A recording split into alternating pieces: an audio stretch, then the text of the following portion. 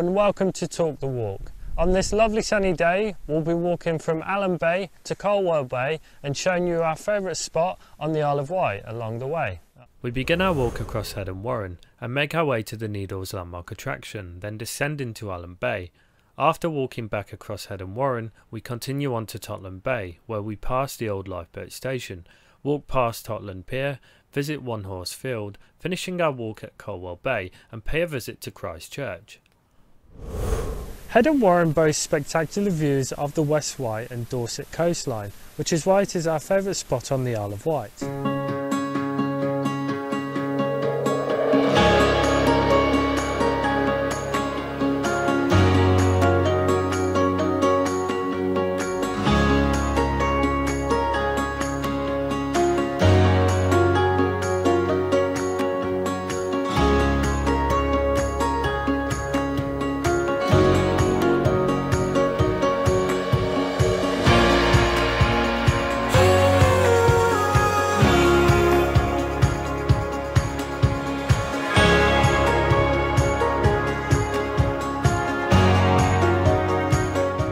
Headon Warren used to be a burial site where people were buried in Bronze Age barrows along with special possessions such as jewellery, ornaments and weapons.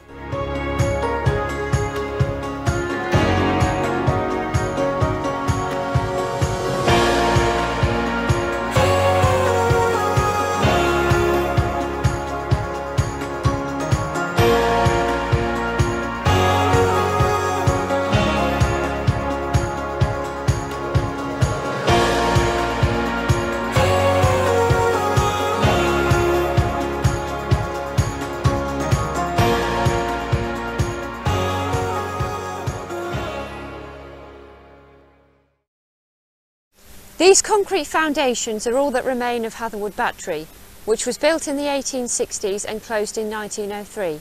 It was part of a network of coastal defences, just like the Needles Old Battery, up on the end of the cliff behind me. There were 6 gun emplacements here and 2 fell down the undercliff.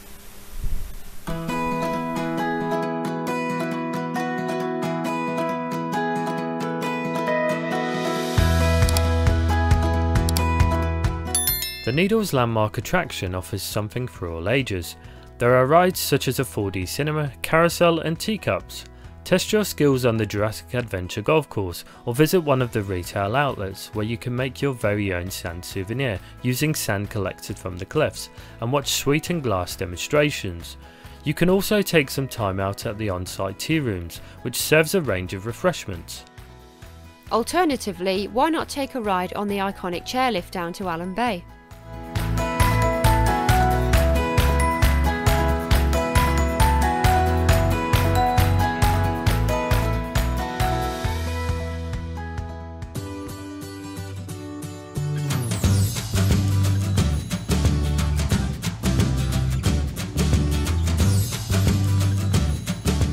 Alum Bay is famous for its coloured cliffs, which are made up of 21 different shades which create a natural shelter for the beach, making it a perfect spot for swimming and paddling in the sea.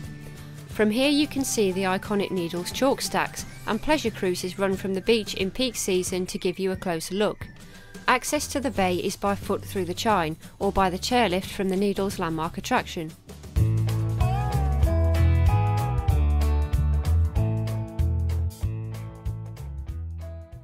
Here are the remains of Totland Bay Lifeboat House, and in 1883 the RNLI decided to open a station here, but it closed in 1924 when a motor lifeboat was stationed in Yarmouth, as the sheltered waters of Yarmouth Harbour were considered more suitable than this exposed station. Totland Bay was little more than a collection of fishermen's huts until the middle of the 19th century, when it then began to develop into a small seaside resort from the latter half of the 19th century. The beach is made up of both sand and pebbles and is ideal for swimming. With its turquoise waters, you could be forgiven for thinking you were in the Mediterranean. There is a restaurant and bar, and boats are known to moor offshore during the day to come ashore and enjoy a meal or drink. Totland Pier was built in 1880 and replaced a dilapidated wooden structure which was once there. Tourists used to land on the pier by paddle steamer from places such as Bournemouth and Lymington, and would visit the Totland Bay Hotel on the hill above the bay. Services continued up until the mid-60s after a break when the pier fell into a state of disrepair after the First World War.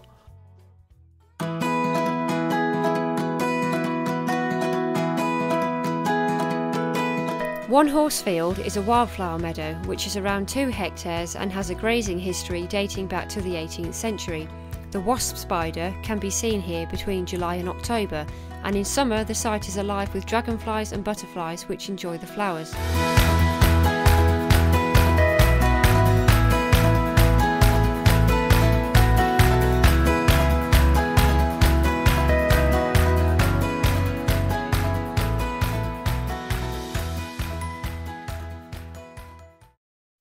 Christchurch dates from 1875 and has been extended 3 times up to 1945.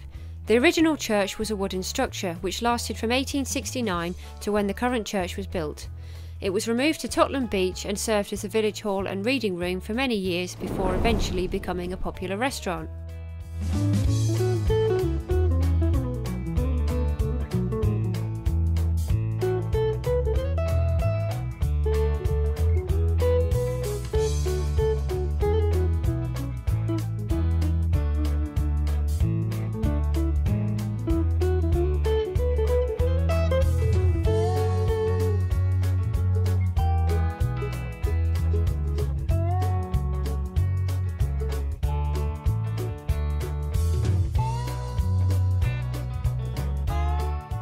Colwell Bay is a popular family beach with traditional seaside cafes and beach huts which you can hire.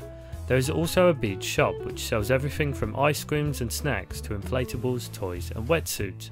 Like Totland Bay, Colwell Bay also has calm clear waters and gently sloping sand and shingle, which makes it the perfect location for swimming.